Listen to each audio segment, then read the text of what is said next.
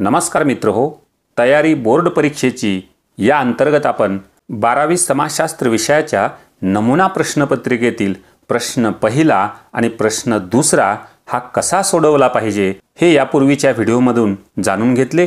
आता या व्हिडिओमधून जाणून घेणार आहोत प्रश्न क्रमांक 3 फरक स्पष्ट करा हा कसा सोडविला पाहिजे। नमुना प्रश्नपत्रिकेमध्ये आपण प्रश्न तिसरा हा काय आहे हे अगोदर जाणून घेऊयात। प्रश्न तिसरा फरक स्पष्ट करा कोणतेही 3 सोडवायचे आहेत आणि 5 उपप्रश्न यामध्ये विचारलेले आहेत। 3 उपप्रश्न सोडविण्यासाठी या तिसऱ्या प्रश्नाला एकूण 12 गुण दिलेले आहेत। या तिसऱ्या प्रश्नातील पहिला उपप्रश्न आहे पूर्ववेदकालीन आणि उत्तरवेदकालीन स्त्रियांचे स्थान, यामधला आपल्याला फरक स्पष्ट करायचा आहे। दुसरा आहे शहरी समुदाय आणि आदिम समुदाय। तिसरा आहे प्रादेशिकतावाद आणि भाषावाद। चौथा आहे आधुनिकीकरण आणि जागतिकीकरण। पाचवा आहे अंमली पदार्थाचे व्यसन आणि भ्रमणध्वनीचे व्यसन। या 5 उपप्रश्नांपैकी आपल्याला कोणतेही 3 उपप्रश्न सोडवायचे आहेत। या तिसऱ्या प्रश्नाचे नमुना उत्तर पाहण्यापूर्वी आपण हा तिसरा प्रश्न सोडवताना कोणती काळजी घेतली पाहिजे त्या गोष्टींचा विचार आपण प्रथम करूयात। मित्रहो, हा फरक स्पष्ट करण्यासाठीचा प्रश्न आहे। फरक स्पष्ट करायचा असल्याने तो प्रश्न उत्तरपत्रिकेचे समान 2 भाग करून तो सोडवला पाहिजे। हा प्रश्न निबंध वजा सोडून चालणार नाही। त्याचप्रमाणे या प्रश्नास 4 गुण आहेत, म्हणून फरक स्पष्ट करताना त्या प्रश्नाच्या उत्तरामध्ये 4 मुद्दे असणे आवश्यक आहेत आणि हे मुद्दे सूद असायला हवेत। फरक स्पष्ट करताना आपण ही एक आणखीन काळजी घेतली पाहिजे की फरक स्पष्ट करताना वरच्या आणि ज्यातील फरक स्पष्ट करायचा आहे त्याचे टायटल त्या ठिकाणी लिहिले पाहिजे आणि त्या भागामध्ये त्याच शीर्षकाचा त्याच भागाचा फरक स्पष्ट करणे अपेक्षित आहे। उदाहरणार्थ इथे आपण सामाजिक चळवळीचा मुद्दा घेतला आणि सामाजिक परिवर्तनाचा मुद्दा घेतलेला आहे आणि या 2 घटकातील फरक आपल्याला सविस्तर अशा 4 मुद्द्याच्या माध्यमातून सोडवायचा आहे, पूर्ण करायचा आहे।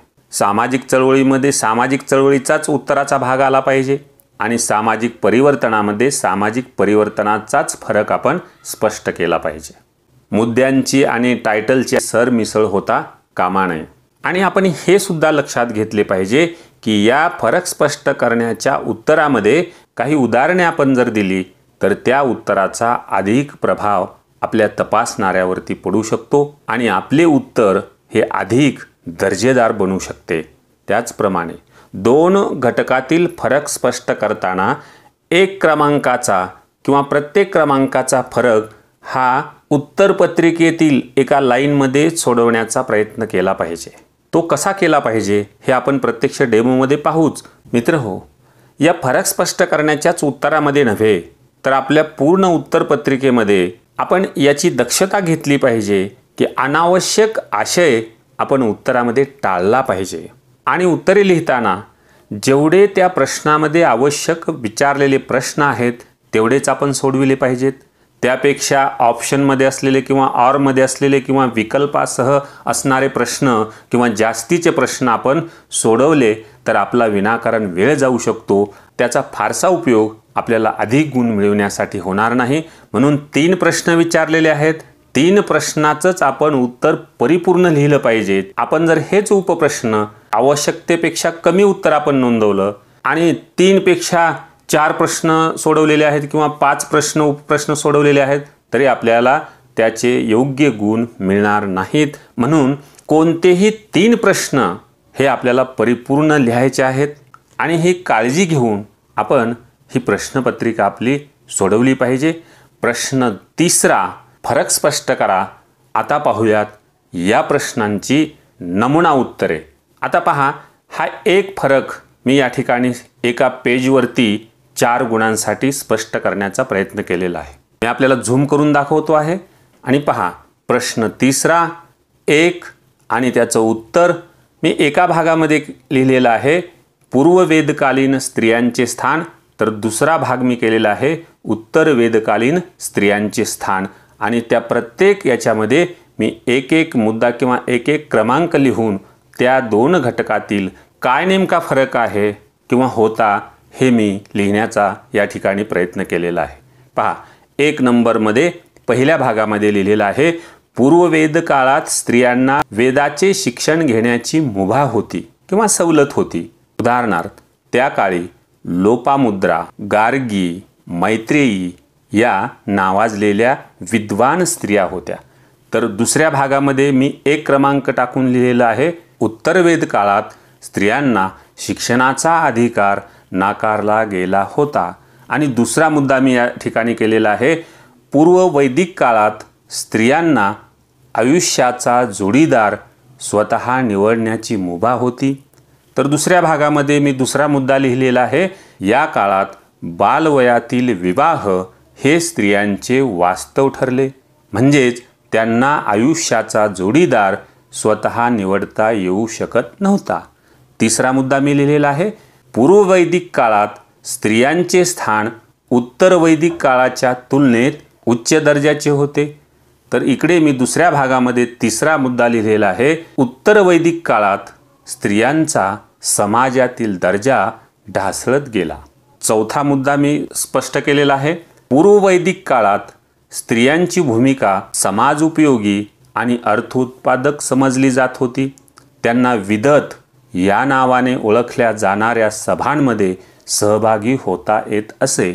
तर इकडे मी दुसऱ्या भागामध्ये चौथा मुद्दा मी लिहिलेला आहे फरकाचा, तर उत्तर वैदिक काळात स्त्री घरगुती कर्तव्याशी बांधली गेली आणि तिला सामाजिक सभांमध्ये सहभागी होणे वर्ज्य करण्यात आले. अशा प्रकारचा 4 मुद्द्याने आपण हा एका उपप्रश्नाचा फरक स्पष्ट केलेला आहे. आपण दुसऱ्या उपप्रश्नाचे उत्तर आता पाहूयात. हा आहे दुसरा उपप्रश्न आणि त्याचे हे उत्तर झूम करून पाहूयात. उपप्रश्न दुसरा, उत्तर, एक भाग शहरी समुदाय तर दुसरा भाग आदिम समुदाय. आणि 1 नंबरला आपण हा फरक लिहिलेला आहे, शहरी समुदाय हा आकाराने मोठा असतो. उदाहरणार्थ मुंबई, पुणे येथील समुदाय. तर दुसऱ्या आदिम समुदायामध्ये पहिला मुद्दा आपण फरकाचा लिहिलेला आहे, आदिम समुदाय हा आकाराने लहान असतो. उदाहरणार्थ छोट्या पाड्यावर राहणारा आदिवासी समुदाय. नंतर आपण दुसरा मुद्दा लिहिलेला आहे, शहरी समुदायाचे स्वरूप गुंतागुंतीचे असते. व्यक्तिव्यक्तीमधील नातेसंबंध दुय्यम स्वरूपाचे असतात. तर इकडे लिहिलं आपण, आदिम समुदायाचे स्वरूप साधे असते. आदिम समुदायातील सामाजिक संबंध हे प्राथमिक स्वरूपाचे असतात. तिसरा फरकाचा मुद्दा आपण लिहिला, शहरी समुदायामध्ये सुधारित पायाभूत सुविधा उपलब्ध झालेल्या असतात. उदाहरणार्थ इंटरनेट, मॉल, विमानतळ, गॅस, मेट्रो इत्यादी.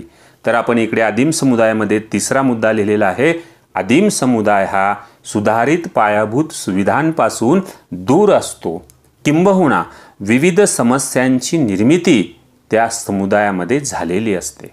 आणि शेवटचा चौथा मुद्दा आपण लिहिला फरकाचा, शहरी समुदायातील लोकांचे आर्थिक जीवन सुधारलेले असते, त्यांचे राहणीमान उंचावलेले असते. उदाहरणार्थ AC मध्ये राहणारा फिरणारा शहरी व्यक्ती. तर इकडे आपण आदिम समुदायामध्ये चौथा फरक हा लिहिलेला आहे, तर आदिम समुदाय हा अप्रगत अवस्थेत असतो, त्यांचा आर्थिक स्तर उंचावलेला नसल्याने राहणीमानाचा दर्जा अगदी साधा असतो. उदाहरणार्थ झोपडीत फाटक्या तुटक्या कपड्यात जीवन जगणारा आदिवासी व्यक्ती. अशा प्रकारे हा एक दुसरा फरक आपण उपप्रश्नाचा या ठिकाणी नोंदवला. आता तिसरा म्हणजेच आपण सोडवलेला 5वा उपप्रश्न आणि यातील फरक मी आपल्याला झूम करून दाखवतो. उपप्रश्न 5, त्याचं उत्तर, अंमली पदार्थाचे व्यसन आणि भ्रमणध्वनीचे व्यसन. यामध्ये एक लिहिला आपण मुद्दा, मद्य, चरस, कोकेन, तंबाखू, गुटखा यांचे सतत केलेले सेवन म्हणजे अंमली पदार्थांचे व्यसन होय. आणि इकडे आपण लिहिलं, भ्रमणध्वनी म्हणजेच मोबाईलच्या व्यसनाची सुरुवात सतत महागड्या हँडसेट घेण्याच्या अनावश्यक गरजेतून व सततच्या त्याच्या वापरातून निर्माण होत असते। अशा प्रकारे या दोन्ही व्यसनांचा अर्थ स्पष्ट करण्याचा प्रथम आपण प्रयत्न केला।